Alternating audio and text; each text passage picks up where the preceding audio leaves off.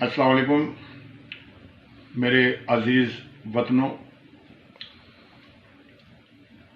भाइयों, जख्मियों, परेशानों, मर्दानों ते जनानों ते बेगानों ते अफसानों। ऐ सुनो जरा, ताड़ी मेहरबानी है, मैं की कहना चाहता। तवज्जो। कंटेनर उत्ते चढ़ के बड़ियां गल्लां कीतियां सन तू फिटे मुंह और तू ते करना सा मैं कर्जा एक पैसा भी बाहरों नहीं लवांगा, वो भी लिता तू फिटे मुंह।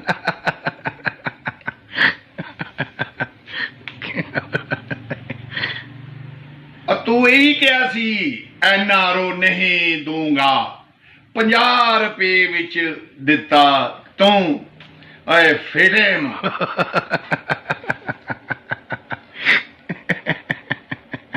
इन्नी महंगाई, शर्म आ रही है, शर्म आ रही है। महंगाई इन्नी कर दी, इन्नी महंगाई कर दी और साड़ी निकल गई है भूं फिटे मुंह।